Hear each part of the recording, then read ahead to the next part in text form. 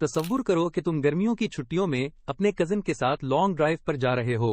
गाड़ी का इंजन गर्म होता है और तुमने देखा कि ड्राइवर बार बार रेडिएटर चेक कर रहा है। तुम पूछते हो ये क्यों, और वो कहता है ताकि इंजन ज्यादा गर्म ना हो जाए। असल में गाड़ी के रेडिएटर में जो लिक्विड होता है वो प्योर पानी नहीं होता, बल्कि एक खास किस्म का मिक्सचर होता है जिसे हम इंजन कूलेंट कहते हैं। अब सवाल ये है कि हम प्योर वाटर क्यों इस्तेमाल नहीं करते? पानी तो हर जगह अवेलेबल है, सस्ता भी है। बात यह है कि पानी जब हीट अब्सॉर्ब करता है तो वो एक्सपेंड करता है, और वाटर का थर्मल एक्सपेंशन काफी ज्यादा होता है। मतलब जब दर्जाए हरारत बढ़ता है, पानी की वॉल्यूम भी नोटिसेबल अमाउंट में बढ़ जाती है। वीडियो में आगे बढ़ने से पहले वीडियो को लाइक करें, चैनल सब्सक्राइब करें और दोस्तों के साथ ये वीडियो जरूर शेयर करें। अब सोचो, अगर रेडिएटर में सिर्फ पानी हो और इंजन बहुत गर्म हो जाए तो वो पानी इतना एक्सपैंड करेगा कि प्रेशर बिल्ड होने लगेगा, और ये प्रेशर कभी कभी इतना बढ़ जाता है कि रेडिएटर का पाइप फट सकता है या रेडिएटर ही डैमेज हो सकता है। इसीलिए गाड़ियों में इंजन कूलेंट यूज किया जाता है, जो कि एक मखसूस केमिकल मिक्सचर होता है, जैसे एथिलीन ग्लाइकॉल।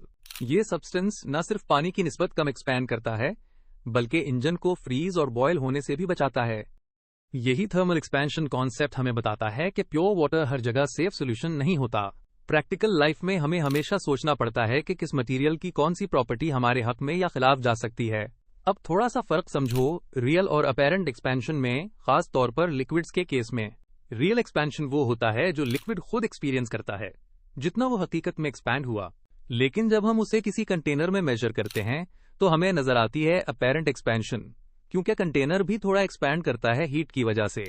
इसलिए जब लैब में एक्सपेरिमेंट करते हैं तो हमें करेक्शन फैक्टर्स लगाने पड़ते हैं ताकि हमें लिक्विड की असल एक्सपेंशन पता चले। वरना जो वॉल्यूम चेंज हम देखते हैं वो सिर्फ लिक्विड की नहीं होती, कंटेनर की भी होती है।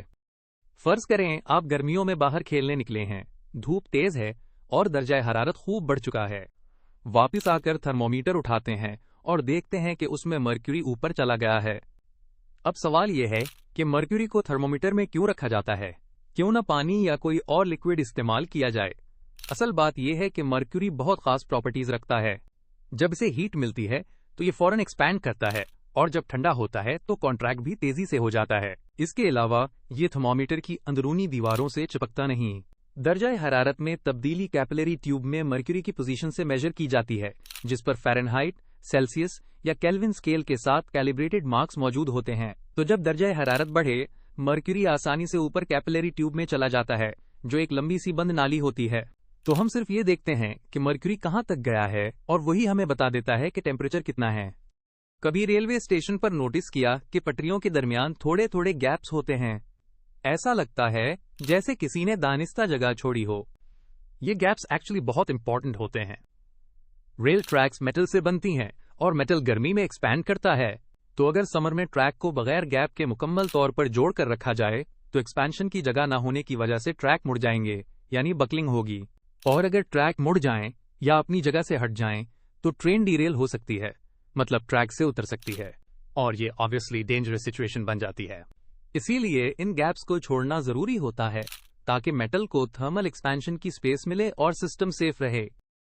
ऐसी छोटी छोटी चीजें जैसे थर्मोमीटर में मर्क्यूरी का इस्तेमाल या रेलवे ट्रैक्स पर गैप्स हमें थर्मल एक्सपेंशन के रियल लाइफ इफेक्ट समझाते हैं।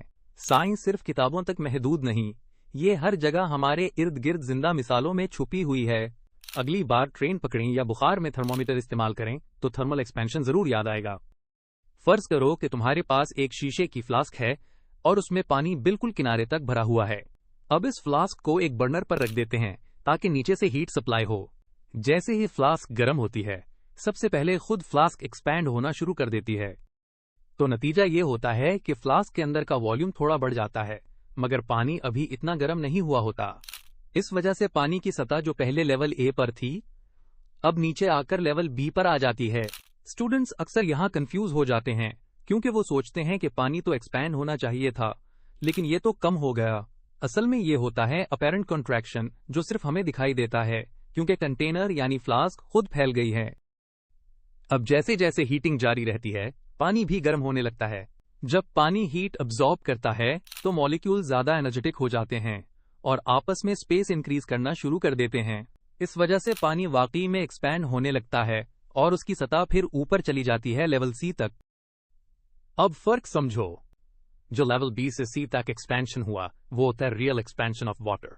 लेकिन जो हमें स्टार्ट से एंड तक दिखाई दे रहा था, मतलब लेवल ए से सी तक, वो होता है अपेरेंट एक्सपेंशन। क्वेश्चन 1, गाड़ी के रेडिएटर्स में पानी के बजाय इंजन कूलेंट क्यों इस्तेमाल किया जाता है? इसका जवाब है coolant expands less. Question 2, thermometers में मर्क्यूरी को क्यों तरजीह दी जाती है? इसका जवाब है एक्सपैंड्स विद हीट। क्वेश्चन 3, जब पानी से भरी हुई फ्लास्क को गर्म किया जाता है तो सबसे पहले क्या होता है? इसका जवाब है वाटर लेवल ड्रॉप्स।